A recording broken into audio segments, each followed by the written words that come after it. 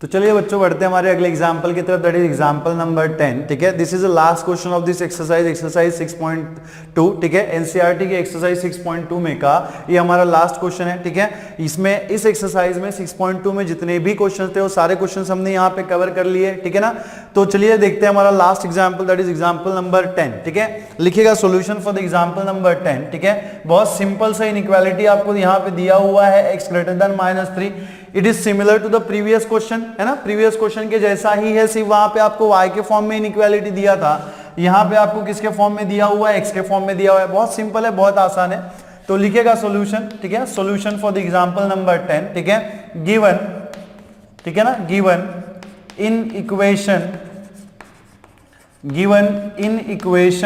Is, ठीक है, given in equation is क्या दिया हुआ है आपको यहाँ पे, x ग्रेटर देन -3। ठीक है ना, x ग्रेटर देन -3। ठीक है, so therefore x greater than -3 के इसके करस्पॉन्डिंग जो लाइन होगी वो क्या होनी चाहिए, x इज इक्वल टू -3। ठीक है ना, तो देयरफॉर, ठीक है, देयरफॉर करस्पॉन्डिंग, ठीक है, corresponding,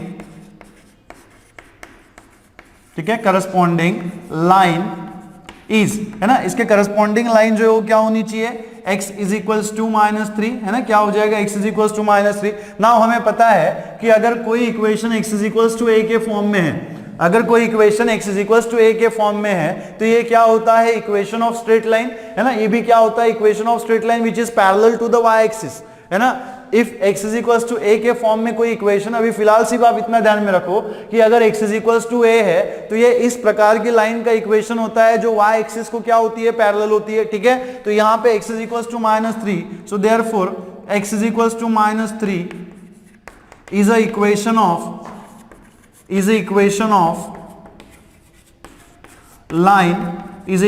of line parallel to, ठीक है, parallel to equation of straight line, sorry, equation of straight line, ठीक है, इक्वेशन ऑफ स्ट्रेट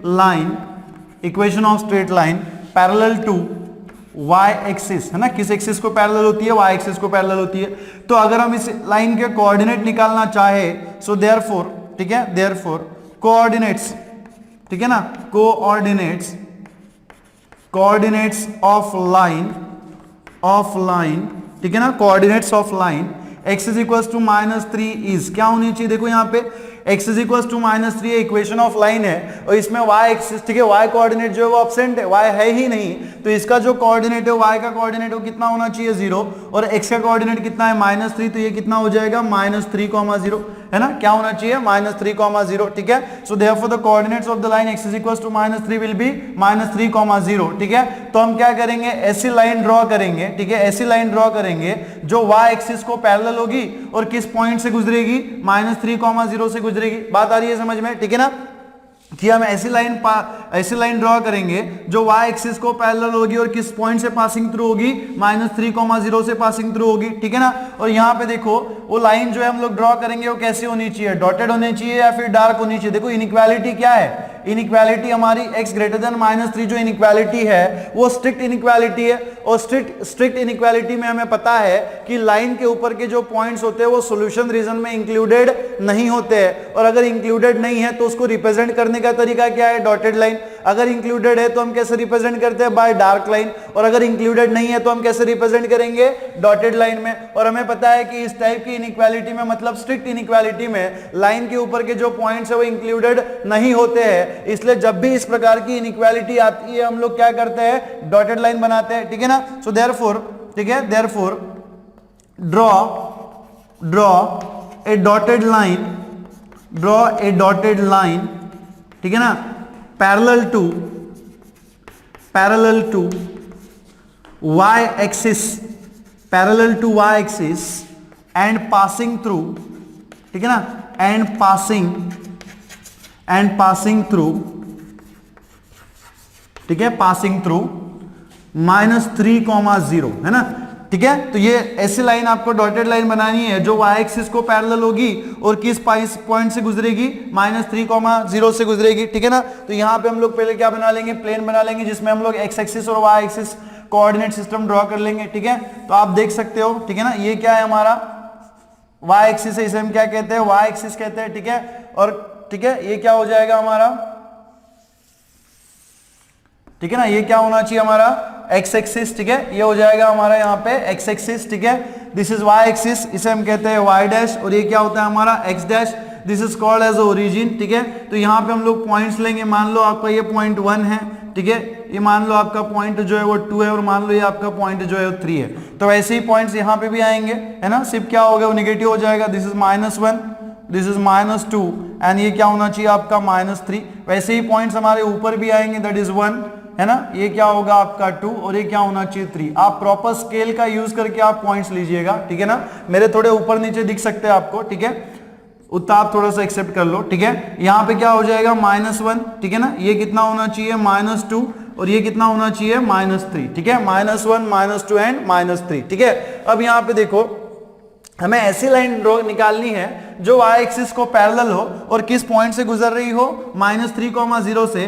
तो अगर इस पॉइंट को आप थोड़ा अगर ध्यान से देख सको तो आपको दिख रहा होगा कि यहाँ पे x कोऑर्डिनेट जो है वो -3 है और y कोऑर्डिनेट जो है वो 0 है। तो भाई साहब y कोऑर्डिनेट 0 कहाँ पे होता है, on the x axis. y coordinate आपको 0 कहाँ पे मिलेगा, सिर्फ x एक्सिस के ऊपर आपको y कोऑर्डिनेट 0 मिलेगा, और इसका x कोऑर्डिनेट कितना है -3। तो देखो x एक्सिस के ऊपर -3 आपको कहाँ पे दिख रहा है, यहाँ पे दिख रहा है। तो ये हो जाएगा हमारा पॉइंट, ठीक है ना, ये हो जाएगा हमारा पॉइंट, ठीक है, और इस पॉइंट का कोऑर्डिनेट क्या है -3,0, ठीक है। और यहां से हमें क्या करना है, ऐसी लाइन निकालनी है जो y एक्सिस को पैरेलल हो, ठीक है ना। और लाइन कैसे होनी चाहिए, डॉटेड। क्यों डॉटेड होनी चाहिए, क्योंकि इनइक्वालिटी क्या है, स्ट्रिक्ट इनइक्वालिटी है। तो यहां पे हम लोग ऐसी डॉटेड लाइन बनाएंगे, ठीक है, स्ट्रेट लाइन है ना, डॉटेड स्ट्रेट लाइन, ठीक है। आपको प्रॉपर स्केल का यूज करके बनाना है ग्राफ के ऊपर, ठीक है। मैं यहाँ पे ऐसे ही बना रहा हूं, इसलिए मे बी आपको ये दिख सकती है थोड़ी टेढ़ी मेढ़ी, लेकिन ये है हमारी स्ट्रेट लाइन, ठीक है ना, ये हमारी स्ट्रेट लाइन ही है, ठीक है। तो ये हमने डॉटेड लाइन निकाल दी, ठीक है। अब यहाँ पे देखो इस लाइन ने क्या किया, इस प्लेन को 2 पार्ट्स में डिवाइड कर दिया। आप देख सकते होंगे कि ये जो लाइन आपको दिख रही होगी, ठीक है, ये लाइन ने क्या किया, इस प्लेन को 2 पार्ट्स में डिवाइड कर दिया, है ना। 2 पार्ट्स में कैसे डिवाइड कर दिया, है ना, ये जो पार्ट है इन दोनों पार्ट्स में से हम लोग क्या कहेंगे, हाफ प्लेन, है ना, क्या कहेंगे, हाफ प्लेन। और अगर हमें इसे थोड़ा सा और अच्छे से कहना और अच्छे से डिफाइन करना है तो आप इसको राइट हाफ प्लेन कह सकते हो, इसको लेफ्ट हाफ प्लेन कह सकते हो। ये लेफ्ट साइड में इसलिए, और वर्टिकली डिवाइड किया हुआ है ना, वर्टिकली डिवाइड किया हुआ, इसलिए इसे हम क्या कहेंगे, राइट हाफ प्लेन, और इसे हम क्या कहेंगे, लेफ्ट हाफ प्लेन, ठीक है।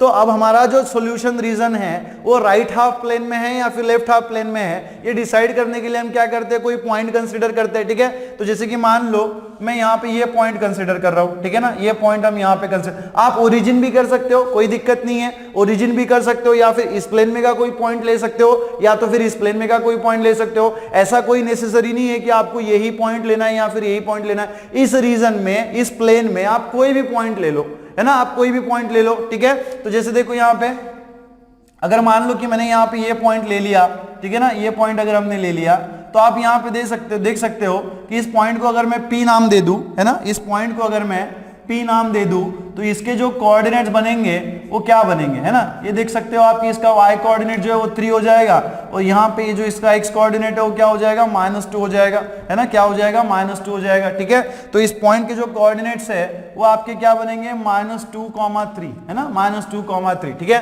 तो हम लिखेंगे कैसे, नाउ, ठीक है ना, नाउ टू डिसाइड, ठीक है, टू डिसाइड, ठीक है, टू डिसाइड सॉल्यूशन रीजन, ठीक है ना, टू डिसाइड सॉल्यूशन रीजन, या फिर इसी को आप फिजिबल रीजन भी कह सकते हो। To decide solution region consider, ठीक है, कंसीडर ए पॉइंट, ठीक है ना, कंसीडर ए पॉइंट, क्या पॉइंट हमने कंसीडर किया हुआ यहाँ पे, P ऑफ -2,3, ठीक है। देन इनइक्वालिटी 1, है ना, ये जो आपको इनइक्वालिटी दिख रही है x ग्रेटर देन -3, जिसको कि मैं यहाँ पे इक्वेशन नंबर 1 कह रहा हूँ, है ना, क्या कह रहा हूँ, इक्वेशन नंबर 1। तो ये इक्वेशन नंबर 1 विल इंप्लाइज, क्या हो जाएगा, देखो यहाँ पे x कोऑर्डिनेट का जो वैल्यू है वो आपको कितना रखना है, -2 रखना है, और y कोऑर्डिनेट की वैल्यू आपको कितनी रखनी है, 3 रखनी है। बट भाई साहब यहाँ पे तो y कोऑर्डिनेट है ही नहीं ना, तो सिर्फ हम क्या पुट करेंगे, x की वैल्यू पुट करेंगे। x की वैल्यू क्या है यहाँ पे, -2 है, तो यहाँ पे आप लिख दो -2, एंड ग्रेटर देन व्हाट -3। तो अगर आप इस स्टेटमेंट को थोड़ा क्लोजली ऑब्जर्व करो तो आपको दिख रहा होगा -2 ग्रेटर देन -3, और लॉजिकली -2 जो किससे बड़ा होता है, -3 से बड़ा होता है। तो ये जो स्टेटमेंट है ये आपका क्या है, ट्रू है, विच इज ट्रू, है ना, ये क्या है हमारा ट्रू है। और अगर ये स्टेटमेंट ट्रू है इसका मतलब क्या हो गया कि ठीक है, ये जो पॉइंट हमने कंसीडर किया था वो क्या कर रहा है, इस इनइक्वालिटी को सेटिस्फाई कर रहा है, और सेटिस्फाई कर रहा है इसका मतलब क्या, this is one of the possible solution of this inequality, है ना। ये जो पॉइंट होगा वो क्या होगा, one of the possible solution of this inequality. ठीक है, अगर ये पॉसिबल सॉल्यूशन है इसका मतलब क्या है कि ये सॉल्यूशन रीजन में प्रेजेंट होना चाहिए, है ना। क्या होना चाहिए, सॉल्यूशन रीजन में प्रेजेंट होना चाहिए। या फिर जैसे हम लोग इसके प्रीवियस क्वेश्चन में बोलते आए हैं कि अगर ये पॉइंट इनइक्वालिटी को सेटिस्फाई करता है, ठीक है ना, तो जिस प्लेन में, जिस हाफ प्लेन में वो पॉइंट प्रेजेंट है वो हमारा क्या होगा, सॉल्यूशन रीजन होगा। तो यहां पे हम कैसे लिखेंगे, सो देयरफॉर, ठीक है, देयरफॉर फिजिबल रीजन, ठीक है ना, फिजिबल रीजन, फिजिबल रीजन का ही मतलब सॉल्यूशन रीजन है। फिजिबल रीजन इज, ठीक है, is the half plane, is the half plane, half plane containing, ठीक है, कंटेनिंग, ठीक है ना, कंटेनिंग P ऑफ -2, 3, ठीक है। तो कौन सा हाफ प्लेन यहाँ पे इस पॉइंट को कंटेन कर रहा है, that is right half plane contain कर रहा है ना। ये राइट हाफ प्लेन, ये पॉइंट जो किस में प्रेजेंट है, राइट हाफ प्लेन में प्रेजेंट है। तो हमारा सॉल्यूशन रीजन क्या हो जाएगा, ये प्लेन हो जाएगा। तो इसको हम क्या कर देंगे, शेडेड कर देंगे, ठीक है ना। क्या करेंगे, इसको ऐसे शेडेड बना देंगे,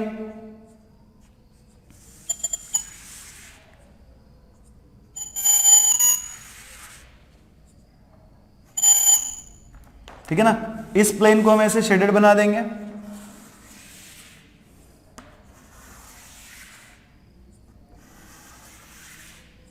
ठीक है, इस तरीके से।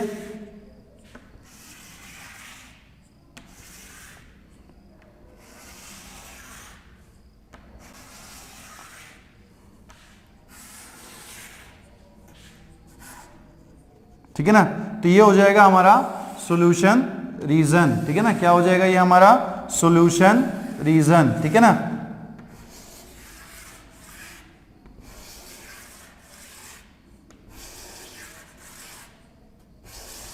ठीक है, तो ये जो हमने शेडेड पोर्शन बनाया हुआ है ये क्या हो जाएगा, हमारा सॉल्यूशन रीजन हो जाएगा, ठीक है। और ये जो लाइन आपको दिख रही है, इस लाइन का इक्वेशन क्या है, x इज इक्वल्स टू -3, है ना। ये जो लाइन आपको दिख रही है इसका इक्वेशन क्या है, x इज इक्वल्स टू -3, ठीक है। मैं यहाँ पे इसको फिर से बना रहा हूँ, ठीक है। जो शेडेड पोर्शन निकालने में ये रफ हो गया था, ठीक है ना, इसको आप फिर से देख लेना तो आपको अच्छे से समझ में आ जाएगा, ठीक है। तो ये था आपका y एक्सिस, है ना, ये क्या था आपका x एक्सिस था, ये आपका पॉइंट 1 है, ये आपका पॉइंट 2 है, ये आपका पॉइंट 3 है, ठीक है ना। तो ये पॉइंट आपका 1 है, ये पॉइंट आपका -2 है, ये पॉइंट आपका -3 है, ठीक है ना। और यहाँ पे ये जो पॉइंट था वो क्या था, -1 था, ये पॉइंट जो है वो आपका -2 है, ये पॉइंट आपका -3 है, और ये हमारा 0, ठीक है ना। और ये जो पॉइंट है इसके कोऑर्डिनेट्स थे यहाँ पे 3,0, सॉरी -3,0, और यहाँ पे हमने सॉल्यूशन रीजन डिसाइड करने के लिए जो पॉइंट लिया हुआ था, है ना, सॉल्यूशन रीजन डिसाइड करने के लिए जो पॉइंट लिया हुआ था उसको हमने नाम दिया था P, जैसे कि आप यहाँ पे बना लेना फिर से इसको। और ये -2, ये 3, ठीक है, और ये यहाँ से ऐसे एक डॉटेड लाइन हमने यहाँ पे इसके कोऑर्डिनेट्स निकाल दिए थे, ठीक है ना।